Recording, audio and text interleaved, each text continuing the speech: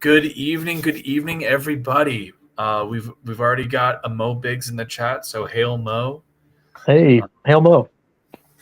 Yes, the most important person in the chat is here. So hopefully we'll get some more people coming in here shortly. Anyways, tonight we are here on When in Rome with Michael and Matt. I am, of course, the main host, Michael Oden of Nine Realms Publishing, and this is my co-host, Matt Kratz. Yeah, creator of Kyrie. I've got 4 pages left, so I'm super pumped to get that to the printer. And enjoyer of all things ancient Roman. Yes. And so tonight we're going to be watching part 2 of Oversimplified's Punic Wars. But before we get into that, we actually have a poll going on Twitter right now. Yeah. We got Hojo in the chat and a Crazy Matt in the chat. Hello. Howdy. So on Twitter, we have a bit of a poll going on right now. And I'm honestly shocked. I'm happy, but I'm shocked. Yeah. Is it still Hadrian? No. Hold on. I'm about to share it switched. Okay. So currently, the standings have Robespierre and the Terror eking out with 35% of the votes. Robespierre is a happy little Frenchman right now, beating out two kings.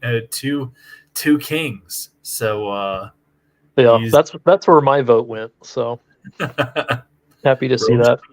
Robespierre and the Terror are we've got till I think sometime tomorrow for that, but I've come to find that in terms of my polls, because I am a nobody, it's usually decided within the first few hours. Yeah. But so unless some people just dump on it through alts, it's looking like Maximilian Robespierre and the Terror is going to be our special next week. Robespierre is probably one of the most fascinating people in modern history.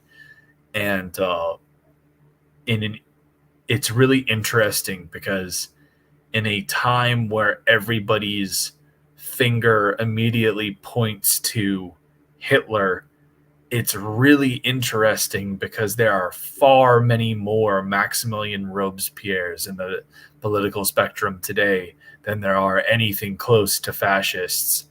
And so it's really, really cool getting to talk about that. I'm gonna put together some good video analyses on the man behind the Terror as he was, and we're gonna have a good time talking about good old Max. But so are we gonna EPAP something, or you're gonna produce something? What's your plan? So what I'm gonna do is I'm likely gonna pull some like small clips from some things that are like I know Jack Rackham has some great segments in his YouTube video on Maximilian Robespierre and the Reign of Terror. Like, he's got some really funny stuff that we'll probably just clip. I'll probably just clip and play from time to time for comedy, Nice. really. But like, it's going to be predominantly us just talking about Maximilian Robespierre. I'm likely going to start the stream off by reading aloud his address to the committee, to the National Convention at the end of the trial of Louis XVI, where he effectively says Louis has to die. And it's going to be a great time. We're going to have it's going to be a really good time to talk about Maximilian, and to let people know, we will be doing those other shows later. But Matt and I had talked about exploring doing other periods and what have you. And French Revolution is one that doesn't get talked about near enough. And I love me some French Revolution. And so it's going to be a good time to talk about. But and I imagine the chat would probably enjoy original content, in discussion form through like the EPAP thing is fun too, but maybe we it could be fun to switch it up and just have you pontificate. That'd be kind of interesting. Well, what we could even do, Matt, is because I know that you aren't as like French Revolution was very close to being my focus for my major. It is a period that I have a lot of familiarity with. So if you want, you could even draft up some questions that you have, and oh yeah, and you can kind of steer the conversation. You can do some like little cursory research and things that you found interesting, and ask some questions, and I'll do my best to answer them and point in the right direction. Robespierre is one of the most fast. Like if I were to go back in time and have a conversation with anybody from what is considered modern history, Maximilien Robespierre is probably at the top of my list. Oh wow! How's that would sound, chat? That sounds really fascinating. I would love to get inside that guy's head. He's probably one of the best descriptions I've ever heard of him. I forget which historian called him this, but they described Robespierre as a melancholy victim of his own virtue. Wow. He is a person who is like literally to the uptillionth degree what becomes of a person that lives in a land of virtue signaling. His entire basis and platform as the head of the Committee of Public Safety was that he was the ultimate right that understood the moral responsibilities of the revolution and how important it was to France. And he very quickly became the tyrant that he just overthrew. And that his use of the Parisian mob as an arm of terror and executing thousands of people a day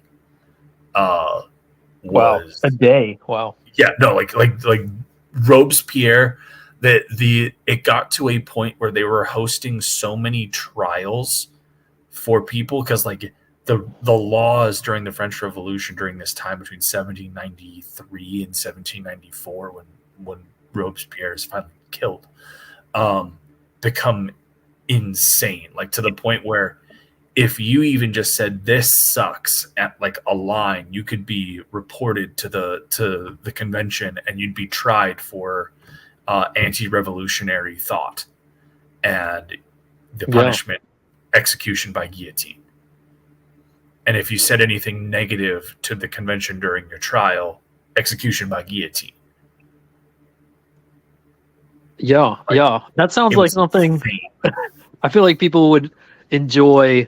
Maybe there's some it's not that bad, but people would enjoy the relevancy maybe to 100%. That kind of, I'm actually working on a little novella right now that I my working title is Ouroboros, and it's a novella about Maximilien Robespierre that uses the French Revolution and uses this very brief window between 1793 and 1794 as a juxtaposition of modern contemporary cancel culture. And it's all about how Robespierre that creates this snake that's chasing its own tail, and eventually he finds himself at the end of that tail being eaten by the snake. Very relevant. So he's he very much is the orchestrator behind this whole thing, and he becomes its last victim. We have Phantasmagorical has just joined the chat. Hello, Fanta. Hey, howdy. And with having given, I guess, a little bit of a preliminary of what people can expect next week, I don't know if it's going to be the Wednesday show or if we'll do an extra show next week. Matt and I will figure that out. But next week, it's looking like we're going to be talking about some French Revolution, which is very exciting. But until then, we got a video to watch. Now, excellent. quick quick thing. I do not have YouTube Premium Red or whatever the hell it's called this day of the week. So there is every bit of chance that we are going to be plagued with every bit of advertising that YouTube can throw at us. It's gotten to a point where I stay off YouTube for the most part now, because I will, in any video longer than 5 minutes, I will be hit with like a litany of ads every like 2 or 3 minutes. So this is going to be interesting. We'll see how much of it, we'll see how much of this video we're going to be able to actually get through this evening. But the good news is that Oversimplified is a fantastic channel. It's one of the reasons why I chose this video series after having to deal with the absolute garbage of that 20-minute Roman history breakdown. Oversimplified's hilarious, very knowledgeable, does great research, and makes it very entertaining with his animations and his jokes and everything like that. It's definitely juvenile, but I mean, hey, who doesn't enjoy silly potty humor here and there? But so this is part 2 of his Punic Wars videos. The first part I had watched, I think 2 or 3 weeks ago with Aaron Neff from Global Frequency, when a certain somebody decided he was too cool for school and joined me for our weekly show. Anyways, let's begin part 2 of the First Punic War.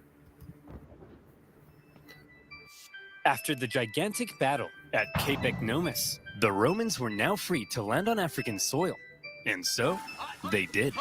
The Carthaginians chose to focus on defending the city of Carthage itself. So real quickly, the first video ended with the Battle of Ecnomus, and effectively this is a massive naval battle between the Romans and the Carthaginians.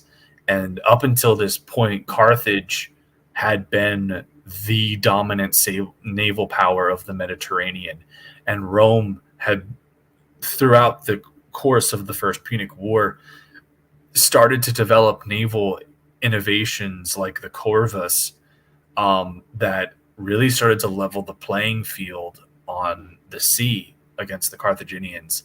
And the Battle of Ecnomus, I probably just butchered that, destroyed the Carthaginian navy and allowed Rome the chance to go and put its footprint on Carthage for the first time.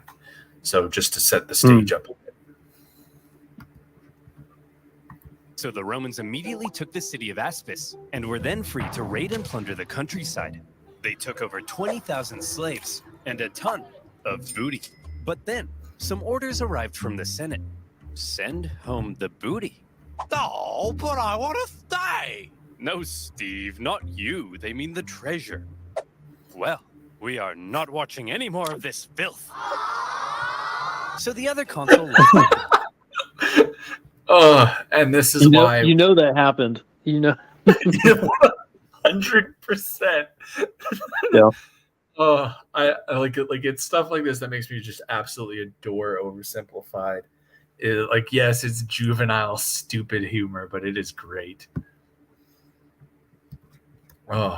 Leaving Regulus and his forces on their own, and they began advancing towards Carthage.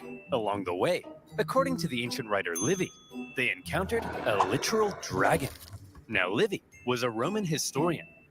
So one of the things that's important to note is the major sources that we have about the Punic Wars are from Livy, who he's talking about right now in his histories of Rome, and from Polybius. Both of those historians' records about the conflicts with Carthage and the Punic Wars are incomplete. We do not have a lot of information. In fact, we have information. We have a bit of information about the first, very little information about the First Punic War. We have a solid amount of information about the second, and we know about the third because Scipio Africanus, his friend, like Polybius, was his like political his teacher of politics. And so a lot of Polybius's record on the Third Punic War that follows Scipio Africanus is very well documented. But the First and Second Punic War, we have next to nothing outside of nominal accounts from Livy and very broken records from Polybius. So his account may be slightly exaggerated, but this, I believe. As the Romans continued to plunder, the Carthaginian people flooded into the city. Now, not only was it in a major panic, but it was so crowded, the people began to starve. Don't panic, everyone! Look, I know you're all starving, but I still have food for me. So, it's not all bad. Whoa! You're wasting your tomatoes! And you idiots wonder why you're starving? Oh well, it's just more food for me! Nom, nom, nom, nom. Nom, nom, nom. Things weren't looking good for Carthage. They had to do something to stop the Romans rampaging throughout their land. So they decided, finally, it was time to put an end to it. They headed out and set up on rough, hilly terrain overlooking the Roman camp, and they prepared for battle. Now, while the Carthaginians were the traditional masters of the sea, on land, they weren't always the brightest. Case in point, setting up in this position overlooking the Roman camp was just about the stupidest thing they could have done. Why? Well, there's something you gotta understand about Carthage. The Carthaginian land forces actually suffered from a multitude of different issues. First of all, since the Carthaginians were rich, they could afford to pay a huge number of foreign mercenaries to fight for them. These mercenaries actually made up the vast majority of Carthage's forces, and therefore, Carthage's land armies were a melting pot of many different cultures. So obviously what he's going to be getting into here is there is a issue with communication here in the Punic forces of Carthage. You have mercenary bands from across the known world of antiquity, from Central Africa to northern coast of Africa to the Greeks, and I know that he has some barbarian Gauls and Germans in there. I don't think that was the case, but maybe some Gauls, given Hannibal's ability to communicate with them in the Second Punic War. Point is that everyone was speaking different languages, and it's very hard to coordinate a singular military effort against a unified Roman force when nobody speaks the same damn language. Yeah, you can't just rush. Even in this period of Rome's history, you can't just run at a bunch of Romans and expect them to not be incredibly organized and be able to dig in and hold their position. That's like the whole thing. Even at this, the Roman legion of this period is not the Imperial Roman Legion killing machine that we know of from Hollywood film and everything like that. It was, by contrast, a disheveled mess. But it was still the manipular legion strategies and everything like that. These weren't country bumpkins you could just push down a hill.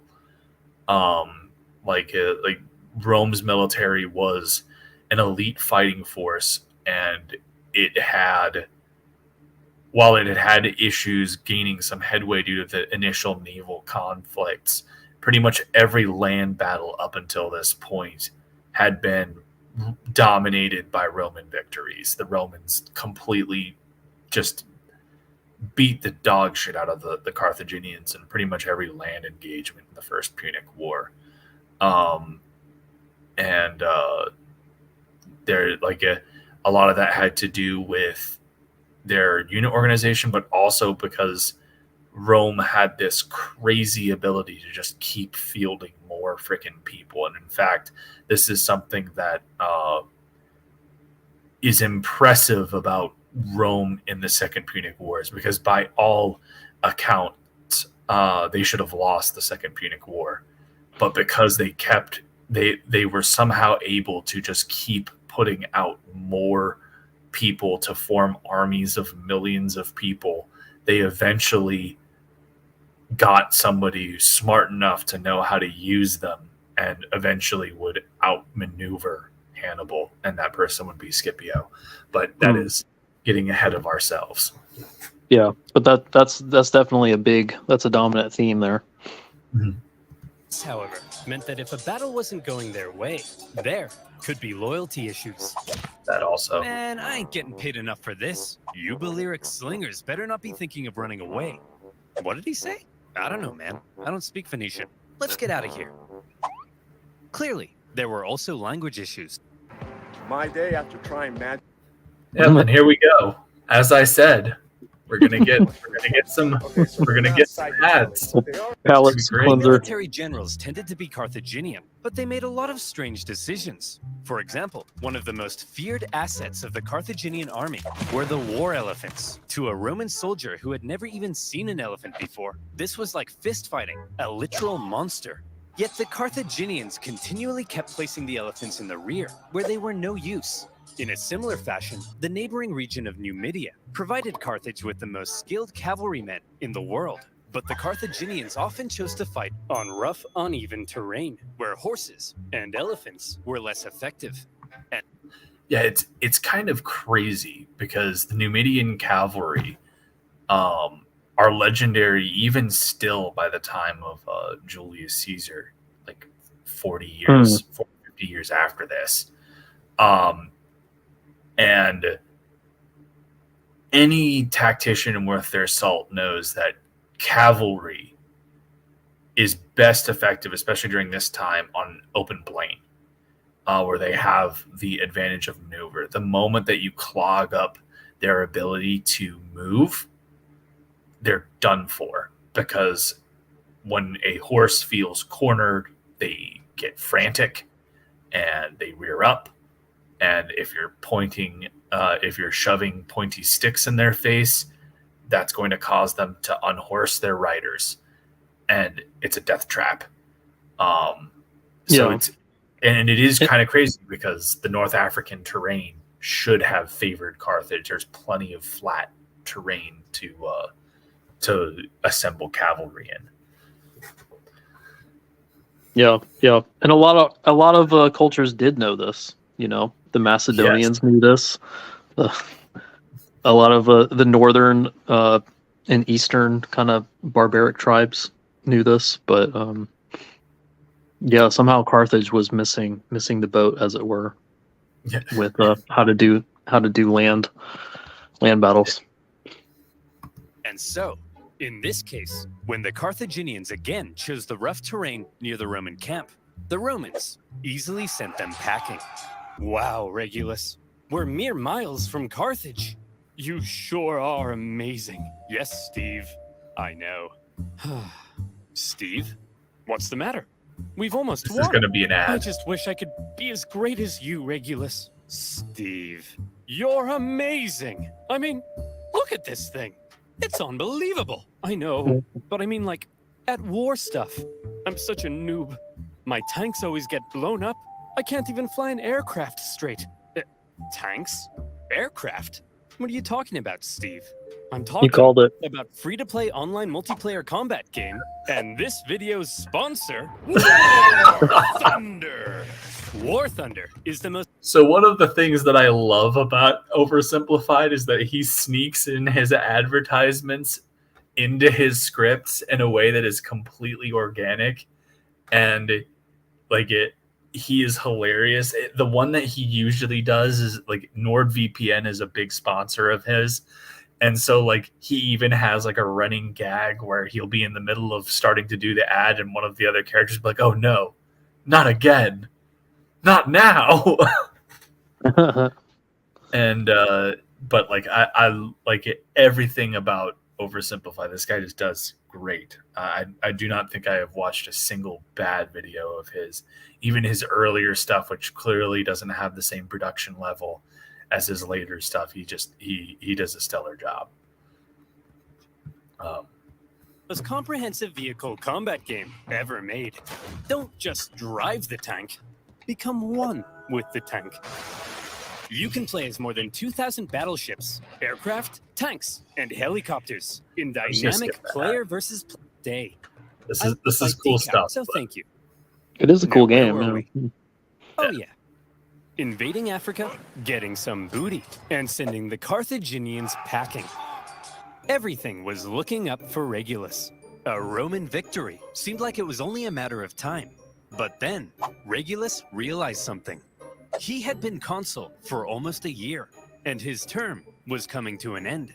He knew that if his successor took over and he finished the job, then he would get the naked statues, not Regulus. And there was no way Regulus was going to allow that. So he jumped the gun. You there, Carthaginian boy. I want you to deliver a message to your elders. I, Marcus Attilius Regulus, demand the total and unconditional surrender of Carthage. Unconditional surrender? Jeez, at least lay siege and starve us all to death first. Just deliver the message, you punk! He demands your total surrender. What? Jeez, at least lay siege and starve us all to death first. Hey, that's what I said. Well, boys, this Roman thinks we're out. But we're not out, are we, boys? No! We'll do what we always do in times like this. Hire somebody else to solve our problems for us. Darren, bring in the Spartan. Regulus's overly harsh demands had had the unintended effect of reinvigorating Carthaginian resolve.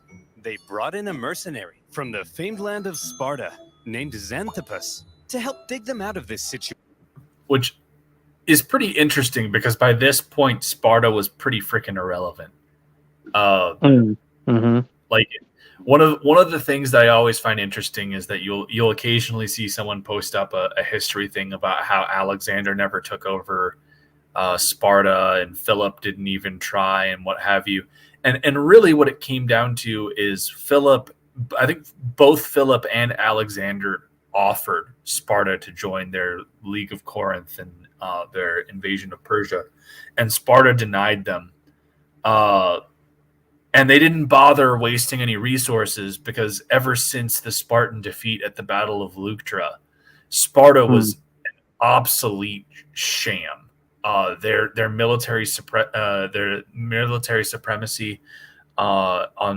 in Greece had been utterly shattered, and it was really funny because Alexander is campaigning in eastern Persia, and Sparta tries to get the Peloponnese to rally and rebel against Alexander in Greece, and Alexander's relative Antipater puts down the Spartan revolt with barely even trying, doesn't get gets like a mere handful of casualties and deals some serious damage to the Spartans, and they like completely laugh it off like they're a joke.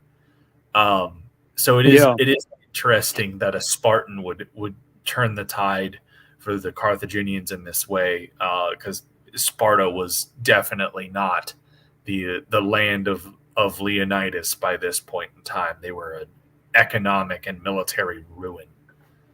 Though I guess they had won the Peloponnesian War, so it's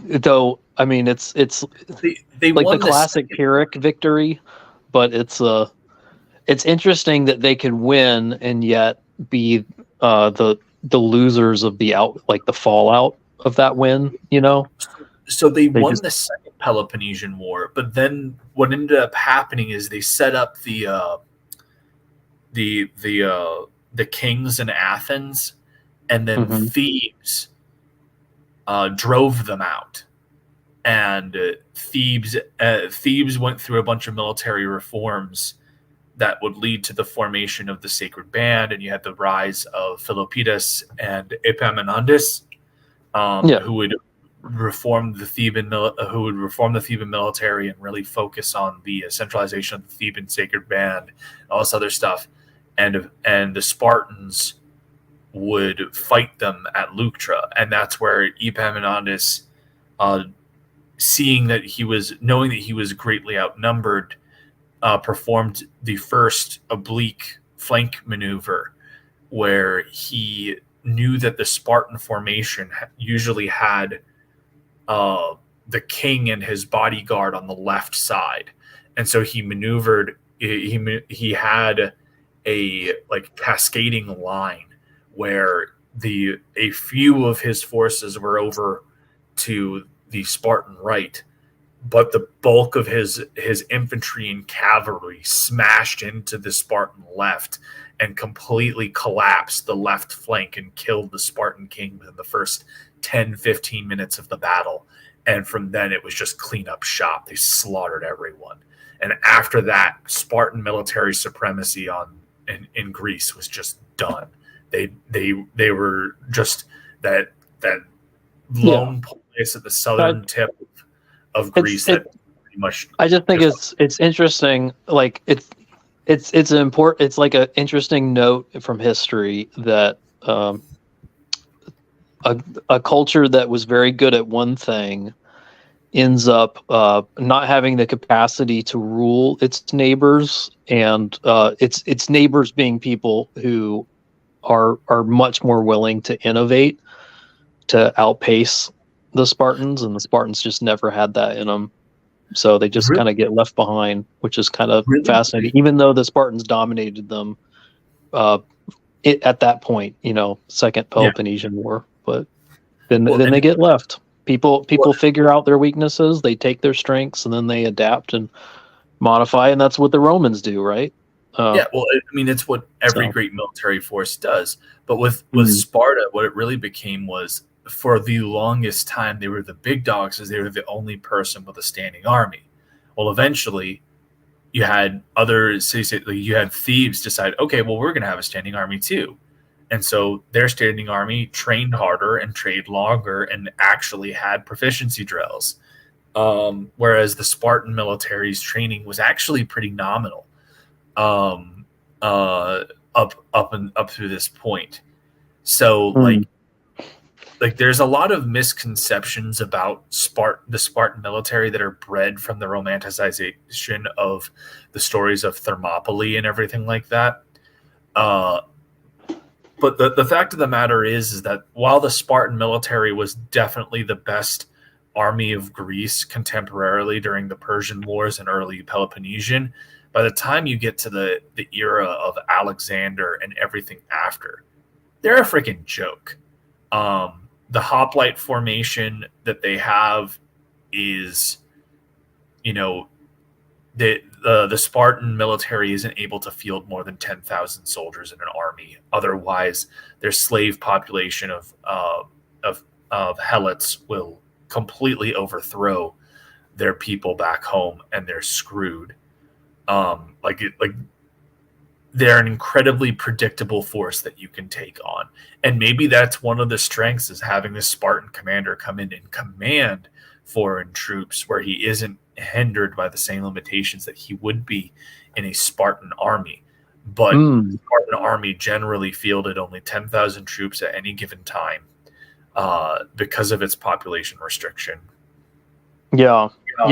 And another strength being that the Spartans were known for being good with land battles, historically, compared to Athens or something. So maybe that was another reason to get a Spartan general, 100%. So we'll see what ends up going down. Yeah. Situation. And we all know what Spartans are like. Xanthippus showed up and immediately took charge. So real quick, kick the Persian emissary down the well was not Sparta. That was Athens before Marathon. This is a major misconception that was created by the movie 300, because Xerxes did not send emissaries to Greece for the most part during the Second Peloponnesian War. He sent them to a few, but for the most part, the Second Persian War was a revenge story. It was the Athenians had dishonored Xerxes' father Darius, and he was trying to get recompense for what the Athenians had pulled before Marathon and spitting in the face of of the Persian Empire. So what initially happened was, I'm blanking on the city, but effectively there was a Greek sister city that was a Persian client state in the northern tip of Turkey, that called to both Sparta and Athens for help. Sparta said no. Athens said yay, and they went and they destroyed a Persian garrison there. And then when the Persian army actually showed up, Athens went back to Athens, and that's what resulted in the First Persian War. Athens gets a better rap in the sequel to 300. If you guys, I think only a few people actually watched that movie, but they tried to showcase the glory of Athens in that movie for what it's worth. It's a really silly movie, but they tried. The only thing that seemed worthwhile about that movie was Eva Green being Eva Green. And she totally is Eva Green. But anyways, just as a quick sidebar, because every single time I see somebody talk about that this is Sparta kick, I go, no, it's not Sparta that did that. It was Athens. Darius had sent a messenger to Athens for an offering of earth and water, as a way to be like, you done screwed up. You give us this offering of fealty, and we will spare you. And Athens responded by kicking the emissary into the well. So, Crazy Matt in the chat says, I just wanted to bring this. He says 300 is gay. I'm not sure. Like, it's funny because I don't like who was gayer, was Athens or Sparta? Like, it's kind of hard to. It's somehow like the Spartans get to be the gay ones, but Athens by far, because they just straight up hated women. So first of all, Spartans just didn't know what women were, I guess, in a way. Penny Dreadful was fantastic. There's plenty of other reasons to watch Penny Dreadful other than Eva Green, but she is great. So the movie is a fantastic representation of the comic. It is a terrible representation of Herodotus, even Herodotus. Herodotus is pretty crazy in his telling of the Persian Wars. And even Frank Miller's 300 is a bit over the top, and the movie's even more so. Crazy Mad saying meh to my Penny Dreadful comedy. You can say meh all you want. All I have to say is Caliban's speech at the end of the first season is one of the best freaking performances ever. I loved Penny Dreadful. I was really upset with how the third season concluded, and I wish it had. It's weird because they had only intended on it being 3 seasons, but the third season felt so rushed because they knew they were being canceled. I don't understand the logic behind it. Anyways, it was unfortunate that that happened. I could not get into the sequel series. Crazy Matt said I didn't care for it. I could not get into the sequel. What's Penny Dreadful? What was that? What's the show about? Penny Dreadful was a show set in like Victorian London that was a combination of macabre Victorian horror stories. So you had like the American Werewolf, you had Dracula was like the central thing that brought everything together was Dracula, and then you had Frankenstein, and sounds great. Like Timothy Dalton effectively plays a character that is pretty much Alan Quatermain. Oh my goodness, I'm sold. Like it's pretty fantastic, in my opinion. I adored the first series. Crazy Mad's kind of hit the nail. It's basically League of Extraordinary Gentlemen, the movie, but darker, and I think better written. Like, I genuinely, Wow, I'm sold. the end of the first season, there is a beautiful interaction between Dr. Frankenstein and his monster. And the actor who plays Frankenstein's monster delivers quite possibly one of the best monologues I've seen on a TV show ever. It's pretty fantastic. But anyways, brilliant. Back to Oversimplified. That was our tangent for the night. Yes. Oh, idiots. Put the elephants in front of the army so they can smash into the Romans and stop fighting on rough, uneven terrain. Find a big flat field so your superior cavalry can do their job. And what's this I hear about you giving a speech telling everyone they're gonna die? Hey, I was just telling the people the truth. You're a politician. Lie to the people. And so Xanthippus led out the newly reformed Carthaginian army to meet Regulus in the Battle of the Bagridas River. The elephants, now in the front, smashed into the Roman lines, causing disarray. The cavalry, with total freedom of movement, outflanked the Roman infantry. Thanks to this impressive Spartan, the battle was a total Carthaginian victory.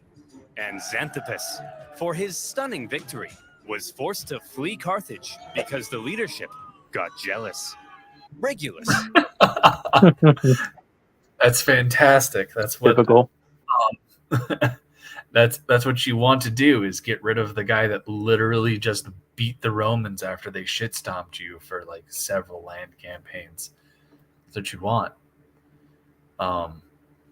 Must be a modern government.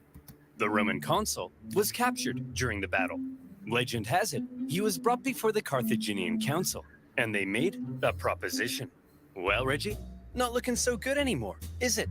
Looks like we beat you pretty bad, huh?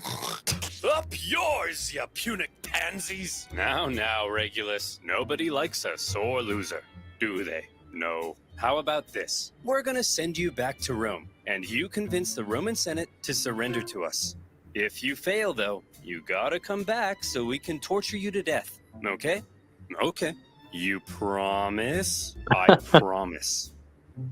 Hey, guys. Whoa, Regulus! We thought you got captured. I did, but they sent me back to convince you to surrender. Well, should we? Surrender? No! Never surrender! Give them hell, boys. They're at the end of their rope. Anyway, I gotta go be tortured to death now.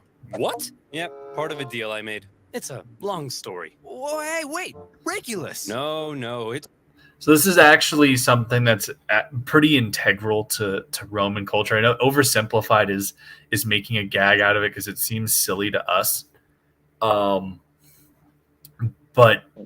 a Roman's word is their bond. And if you give your word that you're going to do something, you follow through on it. And you see this in a lot of Roman characters in their histories. Strength and conviction is a very Roman trait. I mean, like, literally the Republic is founded by a woman committing suicide after being raped, so that way no woman of lesser virtue can claim that they were like Lucretia. Like, she doesn't allow herself to be used as a scapegoat for women that actually committed adultery, and so she kills herself. Like, this is a very big thing, where it's like, if you say that you're going to do something, you do it, and you do it with a conviction that befits a Roman. Let's see what's going on in the chat. We got a Corey Barton has joined. Hail, Corey. Yeah, hail, Corey. Loving the new page you posted, man. That Andromedoid page is beautiful. We're learning, but it's like watching South Park. Yes, it's delightful. I love Oversimplified. They're great. Yes, they have stick arms, and it's fantastic. It's a good time, Corey.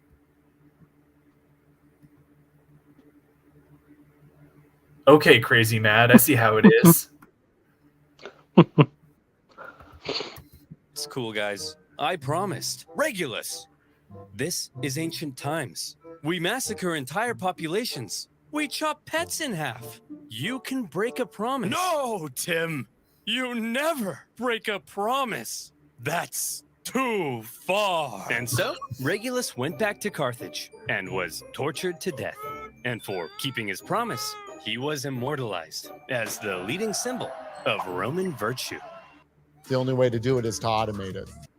Yeah, of course. What Zapier Nah. allows us to do is connect to our customers' Shopify.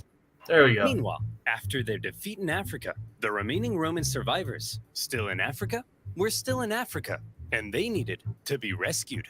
So the Romans sent their fleet to pick him up and bring him home. They successfully fended off a Carthaginian fleet, grabbed the survivors, and made their way to Sicily. A great success. But then, things took a turn for the worse. Sir? That cloud looks kind of angry. Fear not, coward.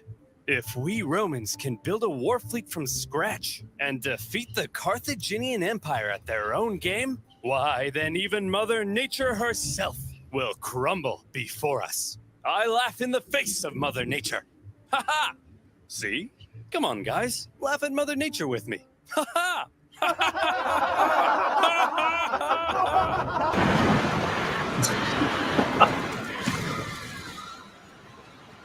284 ships, nearly 80% of the Roman fleet was destroyed. As many as 100,000 men drowned in a terrifying act of nature. Never before had Rome lost so many men in a single incident. 100,000 casualties. Will very soon be topped by the Battle of Cannae in the Second Punic War. For any other nation would be crippling. Any other nation would hastily sue for peace. Any other nation would spend decades trying to recover. But Rome was not just any other nation. Infamous for its unrelenting determination in the face of overwhelming odds, Rome said, well, I guess we'll just have to build another fleet. And they did. In just 3 months, they built 220 more ships. An astonishing feat. The Romans sent out their brand spanking new war fleet, and they got caught in another storm. This time, a whole nother fleet was lost. And still, the Romans did not give up. The Carthaginians couldn't believe it. Yeah, that's going into the thing I was saying earlier is Rome. One of Rome's biggest advantages in the Punic Wars is how they are seemingly able to just pull numbers out of freaking nowhere. They are constantly able to just refurbish their ranks. And it's unreal. Like when the closest they ever come to being completely out of people is the Second Punic War. And like, it's kind of crazy that they managed to eke out the win during that with Scipio, because when you this Oversimplified talks about how this is the single greatest Roman loss in any single incident at this point. 100,000 is nothing compared to what the Romans lose at Cannae. Cannae is an utter military disaster, and Hannibal will cut down a Roman force that outnumbers him 4-1 and kill over 40 senators of Rome. There's a famous statue of Hannibal with a handful of senators' rings, and they're just overpouring from his hand as a reference to Cannae.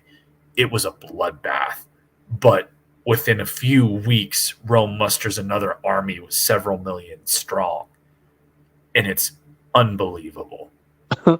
I tend to like these sea losses. I think are interesting because what's going on here is they're not only are they losing all these ships and all these men, but they're getting beaten down by forces of nature, like on a terrain that they're not historically comfortable with, that they've actually had to adapt from, I believe, stolen and recovered Carthaginian ships. They kind of taught themselves the technology from the enemy. That's talked about in the first video. A Carthaginian quadrireme had Like sunk or something in it, shallow water. it washed up on a Roman shore and they captured it. And that's when the Romans developed the quinquereme, and eventually they even adopted the corvus, which was really the game changer for the Romans. Is like, well, the Carthaginians can't fight on land. We suck at the sea warfare, so why not turn sea warfare into land warfare? And so the corvus was this giant bridge with a hook on it, and so they would swing, they would row up to a Carthaginian ship and slam this thing down on the Carthaginian ship, and it would turn into a boarding part. The Marines on top of the Roman ship would board the Carthaginian, and it would just turn into a massacre, a land battle at sea. And that's how they really started to dominate the Carthaginian navy. Yeah, and just like the point I'm only making is like, it's interesting that they could have other cultures might have just gone back to what they knew best, and just say, okay, maybe there's some way we can just defend our borders from land and not worry about trying to own people across the water anymore or something, but they just said, no, we're going to stick to this new technology, this adapted technology, this, stuff that we're inventing on the fly over the course of this war. We're going to continually refield these ships and put men back into those uncharted scenarios. I think that's just fascinating. Yep. And especially during a time where such they're very superstitious lot too. So like to have two fleets get sunk by the ocean back to back, you would think would be like, augurs do not bode well. Let us stop. But instead they kept Oversimplified.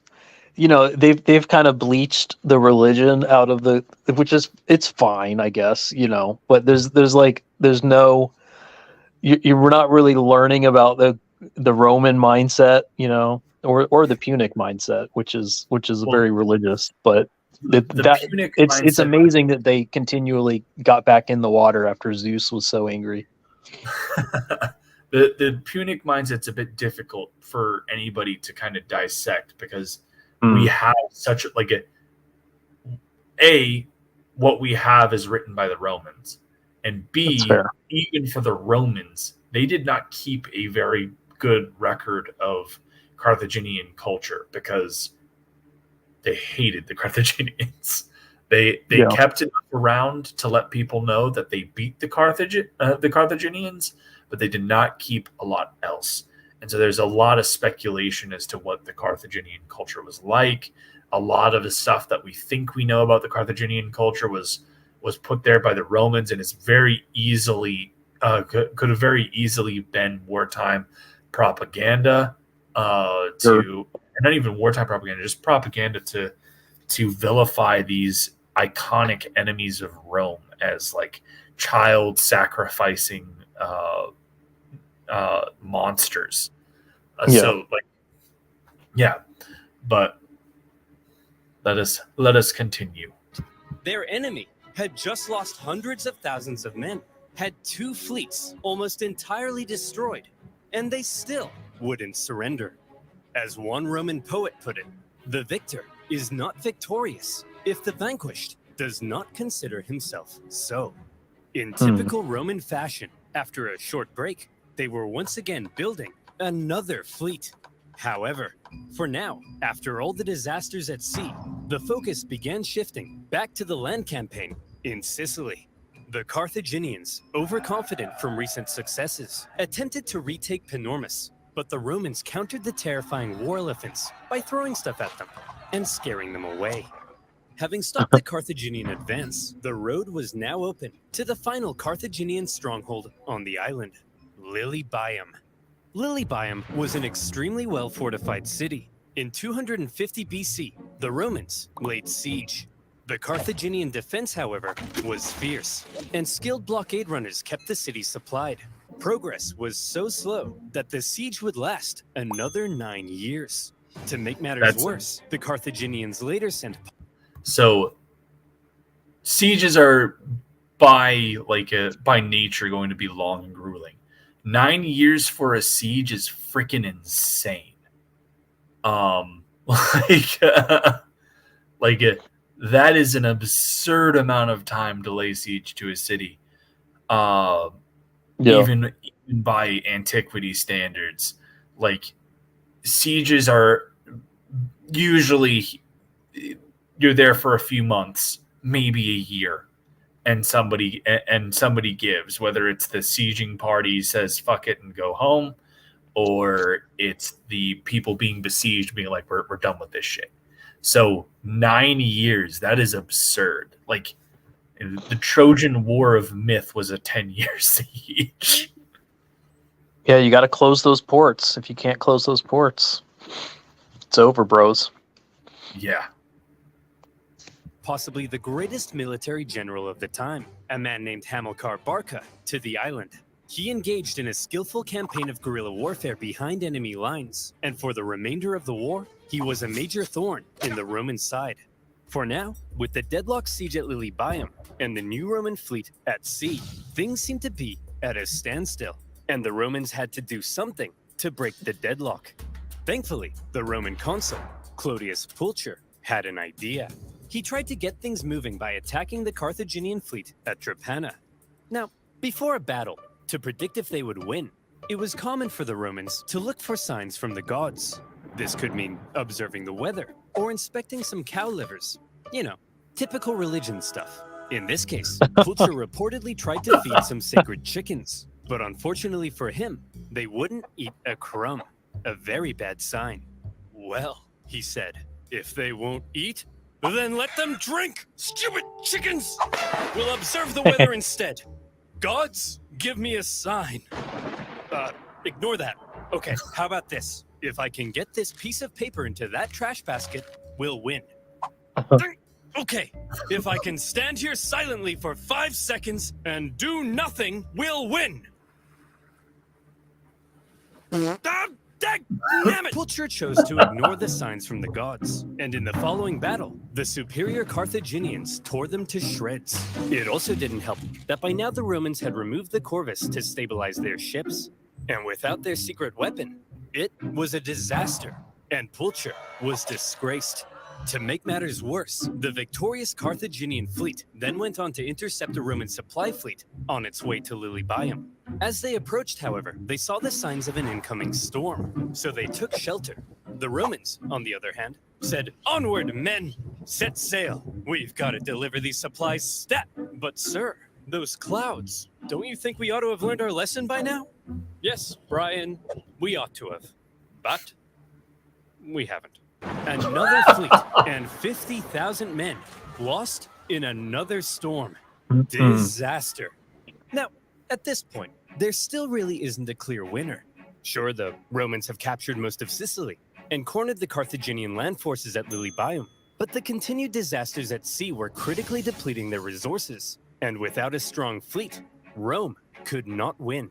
Meanwhile, Hamilcar Barca was still knocking about and creating even more problems. So, where do we go from here? How does this war finally end? Oh, that's great. StreamYard. Beautiful. By now, the two sides had been fighting for 23 years. They were exhausted. Their money, their resources, their... By the way, as like he just pointed out, it's 23 years. This is the first of 3 of these wars.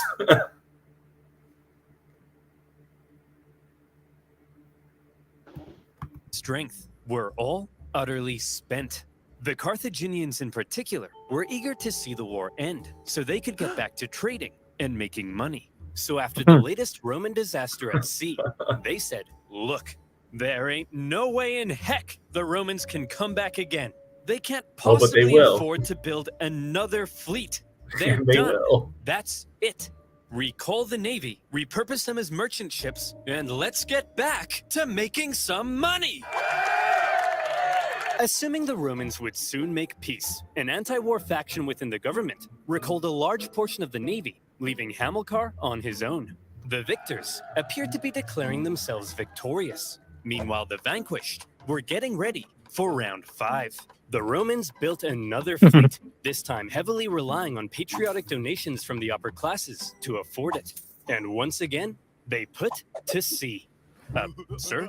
The Romans have built another fleet. Oh, for goodness sake, Clarence, can't you see I'm busy rolling around in this pile of money? But sir, I don't care anymore, Clarence. I just don't care. The Carthaginian politicians made a fairly lackluster final effort with a poorly built fleet to supply their forces in Sicily. But when the brand new Roman fleet caught them at the Battle of the Aegates, even without their signature corvus, they dealt them the final blow. And that was that. 23 years of war. Neither side could afford to keep fighting, but the Romans showed that they intended to anyway. The Carthaginians had no choice but to throw in the towel. The war had been long and hard for both sides, but in the end, it was Roman determination that won the fight. The Romans had spent the entire war trying to find a way to deliver the knockout blow. They learned how to build a fleet and engage in naval combat. They developed ingenious new ways of waging war. They attempted an invasion of the Carthaginian heartland, and whenever disasters struck them, they always came back, again and again. The Carthaginians, on the other hand, spent the entire war watching whatever Rome did, and then figuring out how to respond. They were much more passive, and so, it's no wonder then that when both sides were close to collapse, Rome was the one who figured out how to go that little bit further. In 241 BC, the Carthaginian politicians sent word to Hamilcar Barca that he was on his own and could choose to make peace with the Romans if he wished. Hamilcar was stunned. He felt betrayed by the politicians. Some sources say he refused to even negotiate. Nevertheless, terms had to be drawn up. Well, Hammy, I'm glad you Carthaginians have finally come to your senses and recognized who the true winner is. How many fleets did you lose? Okay, here are our terms. You leave Sicily to us and return all of our prisoners. You're not allowed to make war against Syracuse or her allies, and you have to pay us 2,200 talents of silver over the next 20 years. What's a talent of silver? Well, to put it in perspective, in the year 2022, that'll be worth around, let's say, $40 million US. Ay, caramba! Pretty absurd. That will cripple us! Wow, we got a real smart guy over here. Yeah, that's kind of the point, you dingus. Ugh, I guess I have no choice. I accept. Great! Oh, by the way, we changed our minds. You actually have to pay us 3,200 talents of silver over 10 years. Thanks for accepting. Dude! See you later. Hey! You didn't let me say uncool! He didn't let me say uncool. The treaty was extremely punishing, and by switching up the terms at the last minute, they enraged the Carthaginians. But still, one of the longest and deadliest wars at the time was finally over. The Romans had won.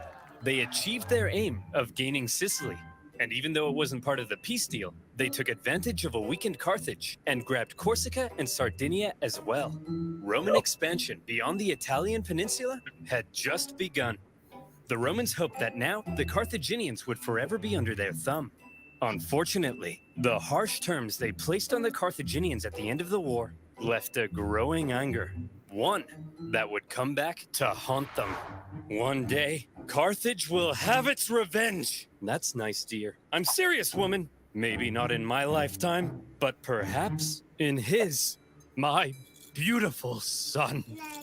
You are born into a momentous destiny.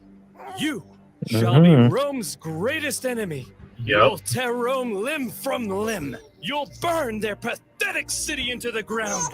You'll slaughter their people, men, women, and children. My child, you are vengeance. Stop telling our baby he's vengeance. But he is, Barbara. He's vengeance. That may be so someday, but for now, our son has a name, and you should call him that instead. His name is... Yeah. Yeah. So how much did that sound like Germany after World War One? I mean, that's one of those things where you'll obviously have historians talking about the cyclical nature of events, where like human history follows certain patterns. It might not be a one-for-one repeat, but there are definitely cycles that we go through, and like that's definitely one of those things. Is whenever you have a major conflict between two powers that goes on for a hot minute, and it gets people tired, the peace negotiations go really poorly and somebody gets the shaft, and it doesn't actually end the conflict. It just makes people on one side incredibly bitter, and that bitter mentality comes back eventually. Especially when they weren't soundly defeated. They just agreed to stop fighting, which is absolutely. If you try to humiliate someone like that, be prepared for a Hannibal situation. 100%. And we have some newcomers to the chat. We've had Neff pop in here not too long ago, saying "What up, nerds?" And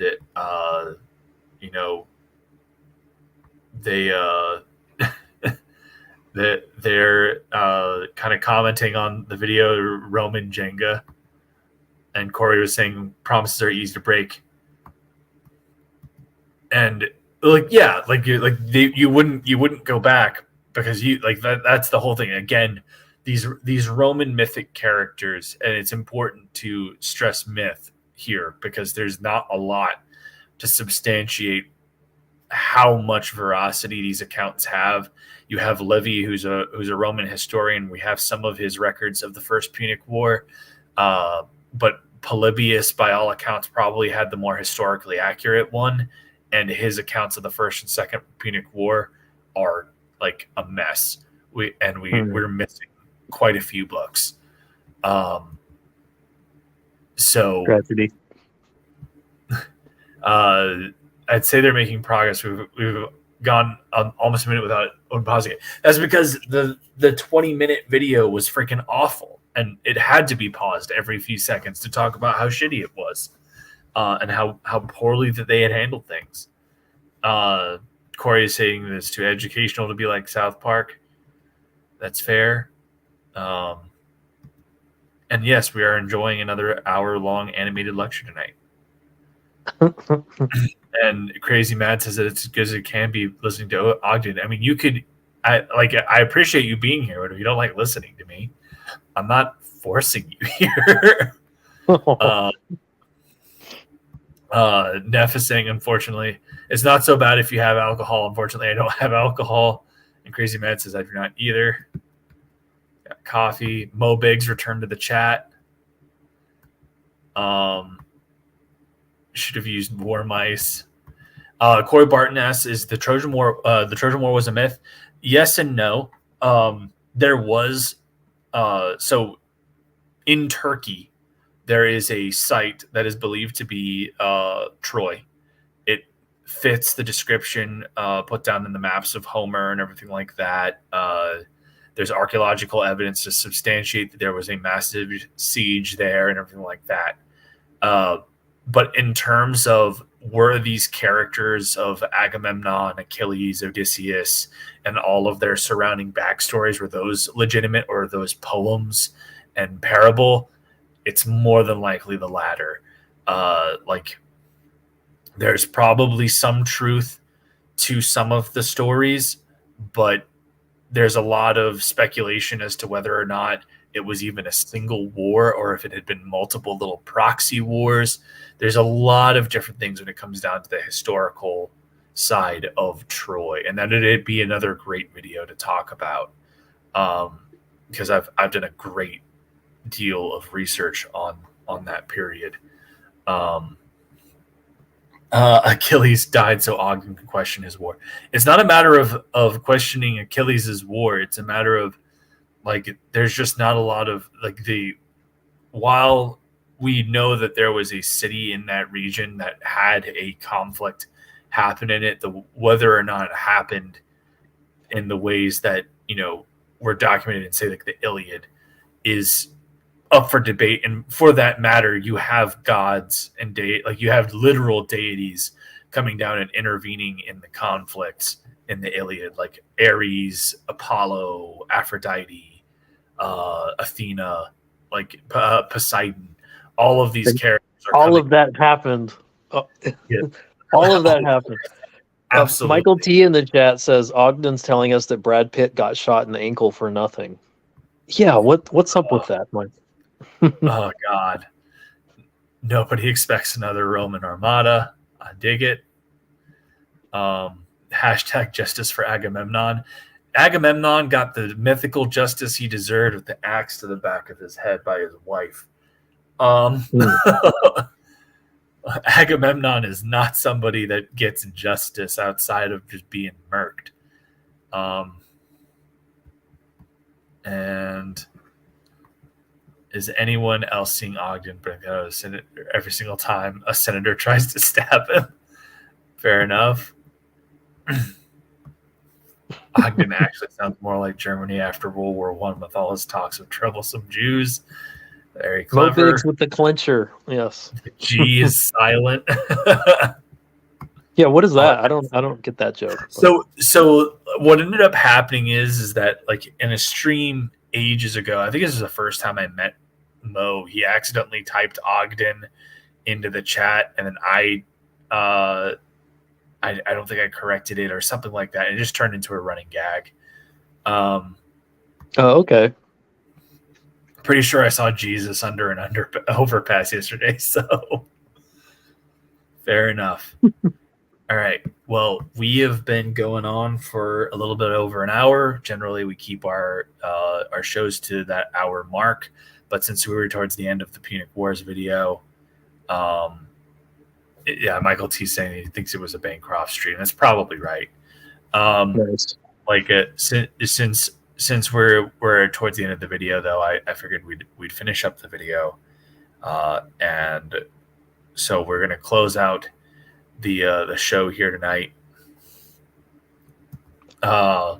I asked Ogden a question, but I had a typo. Instead of answering a question, he just mocked the typo. So I let him know his name is now going to be Ogden. Fair enough. I was definitely. It was like one of these.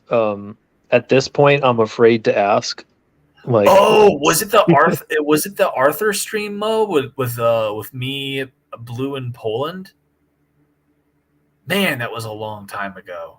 I don't even know what Poland's doing nowadays. Samurai. But anyways, Matt, it's always a pleasure having you here. This has been a good one. I hope everyone enjoyed the Punic Wars Part 2 by Oversimplified.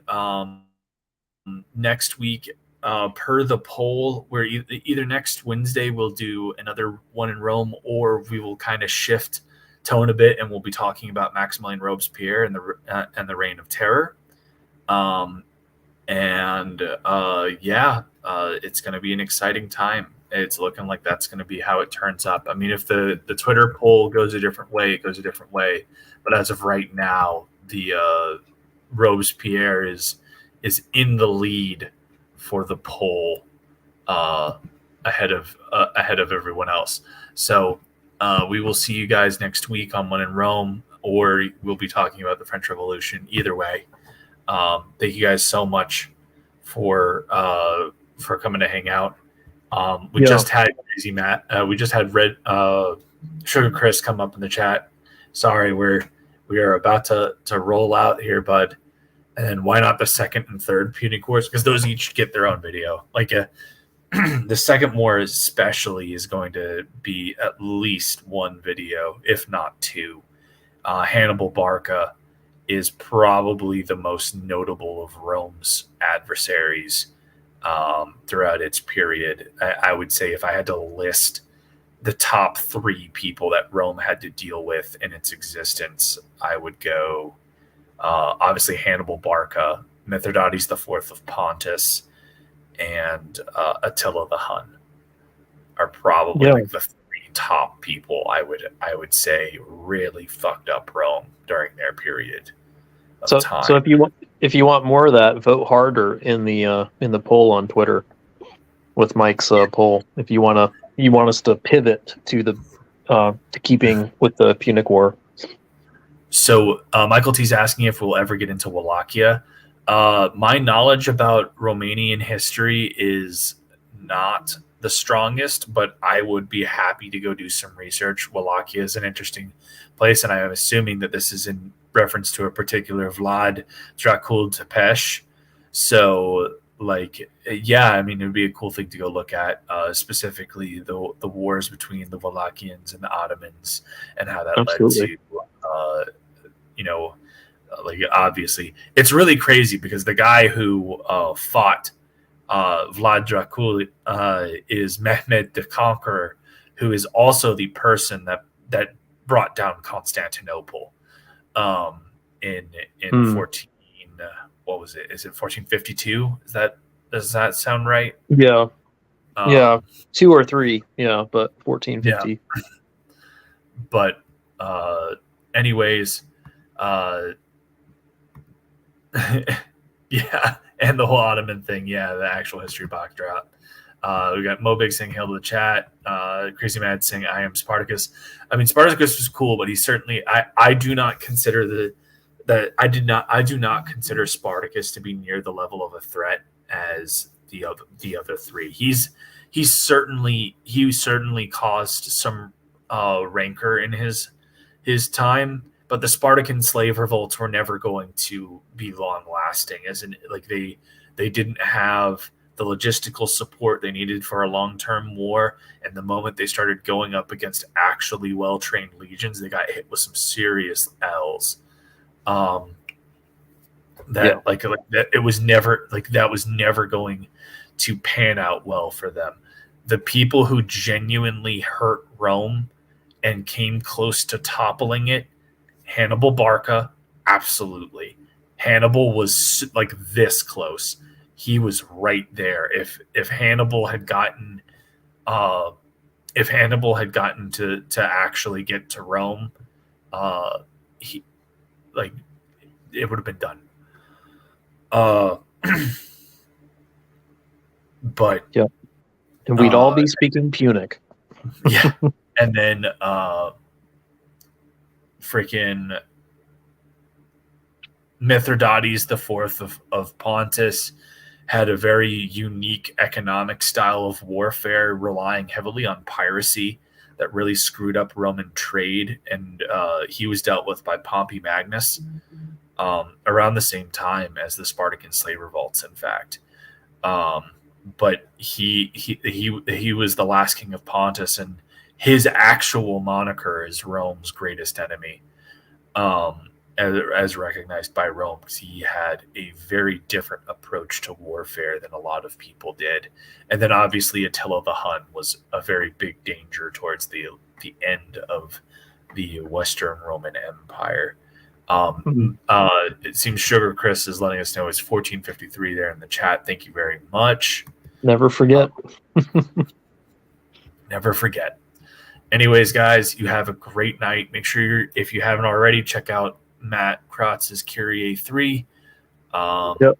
Next time you guys, next Wednesday, I should be done, and it should be at the printer. So that's awesome. Feel free to troll me relentlessly if that's not the case. But get your orders in, because it's officially going to be a done book as of this time next week. So that's outstanding. And congratulations on that, Matt. And thanks to you and thanks to the chat for coming out and hanging out with us tonight on One in Rome, episode 6 with Michael and Matt. All right. You guys have a good night. Peace.